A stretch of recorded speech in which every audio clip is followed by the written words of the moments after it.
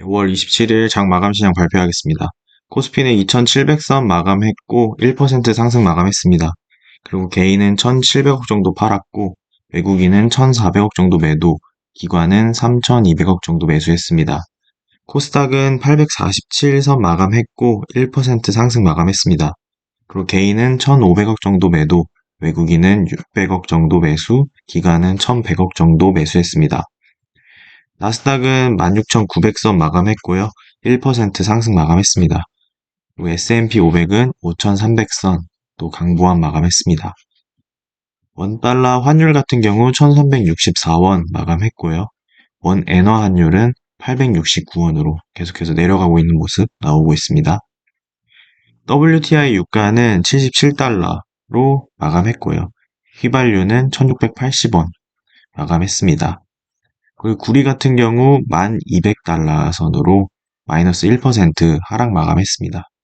그리고 천연가스도 2.52달러로 마이너스 5% 하락했습니다. 국제 금 같은 경우 2,334달러, 국내 금은 102,648원 마감했습니다. 그리고 비트코인은 9,500만원 마감했습니다. 이슈적으로 보시면 이복현, 공매도 전산화 내년 1월에나 가능, 연내 재개 어려울 듯. 이제 6월부터 부분적으로 공매도를 실시하겠다라고 찌라시가 돌았었죠. 그런데 이제 내년 1월에나 가능하다고 합니다. 그래서 올해는 공매도 재개가 어려울 것 같다는 소식입니다. 그래서 불법 공매도 차단 시스템을 구축하는데 10개월 정도 소요될 전망이라고 합니다. 그리고 이제 금투세 폐지 논의도 본격화하려는 계획을 하고 있다고 합니다. 좀 좋은 소식이네요. 두 번째로는 KB금융 밸류업 공시 4분기 발표 예고 상장사 중 처음. 이제 KB금융이 4분기 밸류업 공시 첫 예고를 했는데요. 이게 지금 바로 공시를 하기보다는 예고를 했습니다. 그래서 1호 바로 공시하는 기업들이 눈치를 보고 있다. 일단 첫 바다는 약간 불안하다. 왜냐면 현재 세제 혜택 언급이 빠져 있고, 그래서 좀 어떤 식으로 진행되는지는 지켜봐야겠다. 는 와중에 이제 KB금융이 4분기에 이제 공시를 하겠다는 예고를 했습니다. 주주 환원 정책을 강화한다고 하고요. 계속해서 지속한다고 합니다. 이 밸류업은 어떻게 되는지 계속해서 지켜봐야 될 것 같고, 1호 기업이 또 어떤 식으로 혜택을 받는지도 지켜봐야 될 것 같습니다. 세 번째로는 오늘 급등을 했죠. 두산 에너빌리티, 미국 SMR 수주 50조 잭팟에 17% 급등. 미국 SMR 업체인 뉴스케일 파워가 추진 중인 약 50조 원 규모의 SMR 건설 프로젝트에 두산 에너빌리티가 참여한다는 소식이 강세였습니다. 두산 에너빌리티가 이 프로젝트에서 주 기기를 납품하기로 했다고 합니다. 그래서 어느 정도 규모로 또 그 수주를 하는지 이런 부분도 중요해 보이고요. 일단은 호재성 소식에 강세를 보이고 있습니다. 다음으로는 3년간 물가가 12.8% 급등했다. 고금리 고물가에 고령, 청년, 저소득층 타격. 이제 소비자 물가가 2021년 이후 최근까지 13% 오르는 등 이제 살림살이가 위축되고 있습니다. 그리고 민간 소비 증가율도 5% 하락했고, 특히 고령층, 청년, 저소득층이 타격이 심하다고 합니다. 다음으로는 이제 불닭과 바통 터치한 김, 5월 주가는 상승을 랠리. CJ 시푸드가 한 달 새 90% 넘게 급등했다고 합니다. 냉동 김밥까지 K푸드 열풍에 올라 이제 수출 증가 속에 김 판매 가격 인상까지 더해서 주가에 탄력을 받고 있다. 저는 이런 김이나 불닭 이런 것들이 수출 증가하고 계속해서 K푸드 열풍이 부는 게 저번에도 말씀드렸듯이 미국에 지금 월마트나 코스트코에 엄청나게 많은 사람들이 줄을 서서 거기 그 물건들을 사고 있습니다. 왜냐면 외식 값이 너무 비싸가지고 계속해서 집밥을 해 먹으려는 수요가 많이 늘어났습니다. 그렇기 때문에 불닭이나 김 이것도 K푸드 열풍에 또 불을 지핀 것이 아닌가 하는 생각이 듭니다. 다음으로는 이제 세계 증시 잔치 속 31개국 중 28등. 한국 소외됐다. 대만과 시총 격차가 600조. 갈수록 더 벌어지고 있다. 이제 코스피가 이제 올해 플러스 등락률 증시 중 꼴찌입니다. 전 세계에서. 그리고 코스닥은 마이너스 3%로 역주행 중인데요. 전 세계가 AI 랠리를 펼치고 있는데 한국만은 예외다라는 건데 좀 자세히 보시면 모두가 이렇게 달려가는데 한국은 이제 뒤로 가고 있습니다. 도대체 어디를 가는 거니?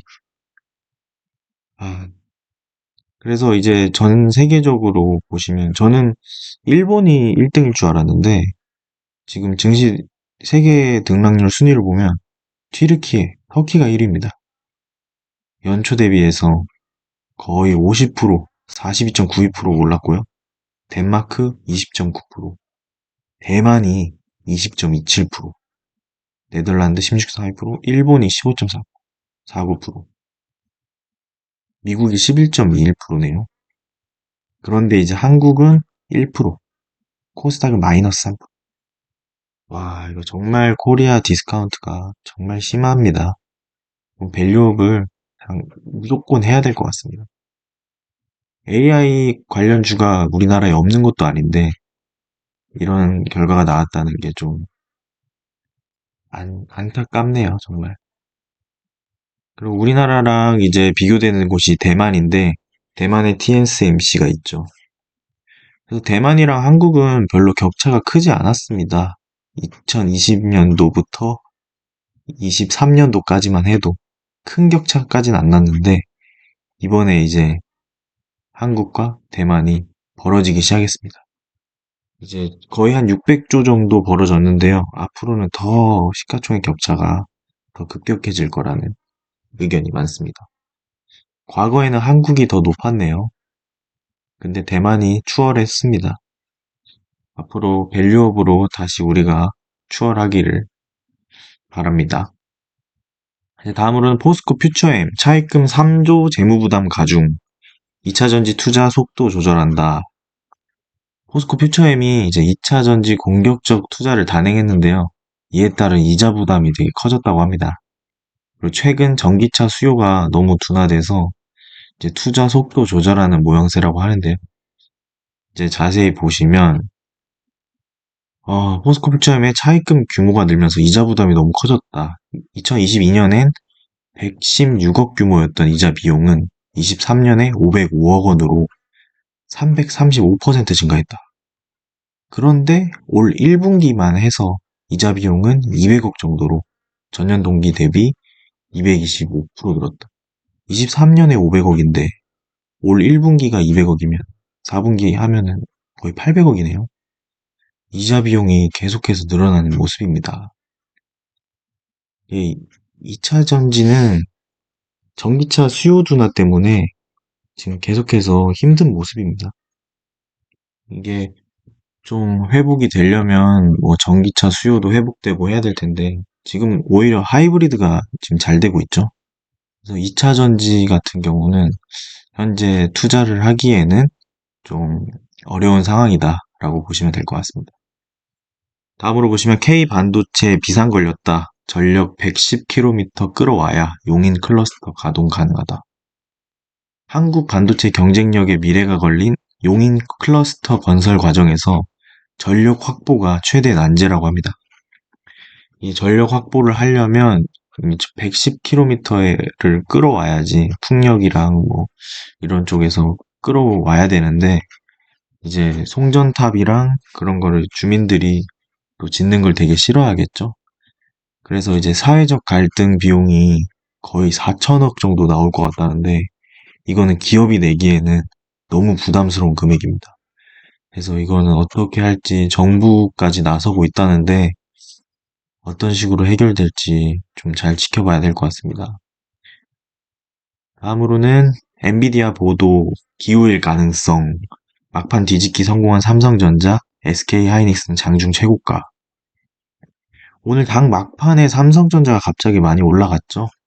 근데 이제 엔비디아 퀄 테스트를 이제 실패했다는 보도가 너무 기우일 가능성이 있다. 뭐 다시 보완해서 넣으면 충분히 다시 퀄 테스트 통과할 가능성이 있다. 그리고 엔비디아는 하이닉스 HBM만으로는 너무 부족하다. 양이. 삼성전자를 쓸 수밖에 없다. 뭐 이런 의견도 나오면서 장 막판에 상승했다고 합니다. 삼성전자가 최근에 언론 플레이를 되게 많이 하고 있죠. 그래서 이것도 계속해서 지켜봐야 될 것 같습니다. 어떻게 흘러갈지는 모르기 때문에. 다음으로는 이제 네이버 속절없는 신저가 라인 사태에 개미들 또 울었다. 이제 단기 성장 모멘텀 둔화 우려가 커져서 이제 당분간 약세가 예상된다고 합니다. 이제 라인 사태죠.